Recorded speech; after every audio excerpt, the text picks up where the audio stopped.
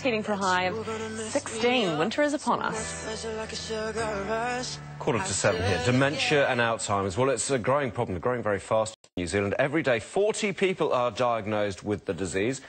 Little is known about the cause, little's known how to treat it effectively, but that is hopefully set to change, with the first in a new network of research centres opening in Auckland today. Now, our next guest is going to explain a bit more, and just a quick warning, he's brought in a couple of beautiful brains, and they are real. Could make you a wee bit squeamish, but I'd like to introduce now, please, Professor Richard Faull from the Centre for Brain Research. Richard, thank you for coming in, and thank you very much for bringing in these... Well, I thought when you brought them in they're very lifelike, but these are the real McCoy. These are real plastinated human brains we use in our teaching and in our research. So let's start with what we know as a result of these, what you can identify, i.e. how the brain is affected by Alzheimer's. Well, the major point is that this is a normal human brain. Hopefully my brain and your brain is just like that. It's about 1,500 grams, and it's got these beautiful folds on the outside, each of which does a particular function, which we can go into, but we probably don't have time. But what is really interesting is that with Alzheimer's disease and dementia is that you gradually lose brain cells.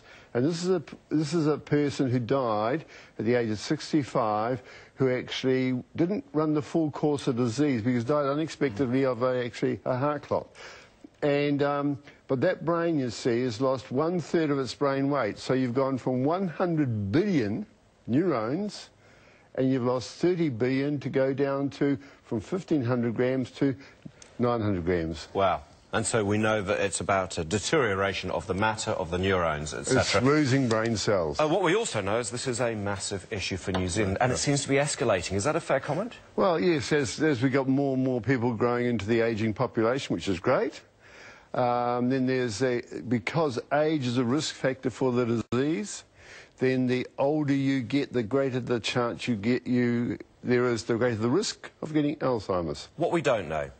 What causes this? There are a lot of theories about it. One thing which I've heard, and it seems to make a lot of sense, is our change in diet in recent generations could well be why there seems to be this acceleration of the condition. Well, there's a lot of factors, actually, which come into it. It's no one single factor. We know what the risk factors are. Age, of course, is the biggest risk factor.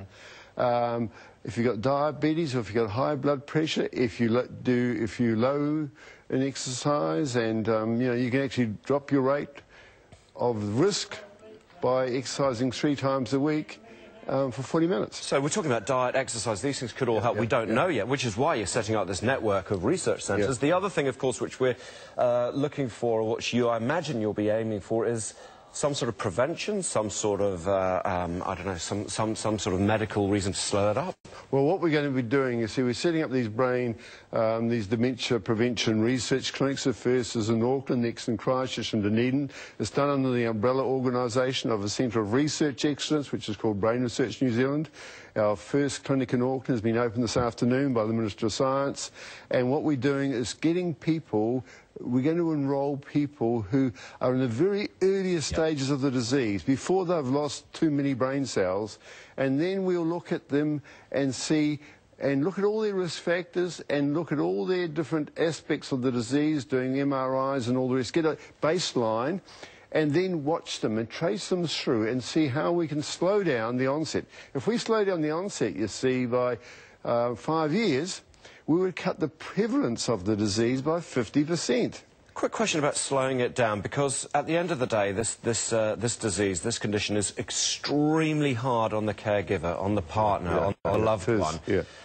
By slowing it down, does it potentially just extend that pain? I mean, it's a really hard one. No. If you slow down the disease, and ultimately, if you slow it down long enough, then the person will die of quite a different disease, but have a life of greater value, and they can make, they enjoy life, they know they can actually recognise their family. They have the old age which we all wish we could. Well, they have the quality of life in the old age, which is really important. People talk about longevity, but they don't talk about quality of life.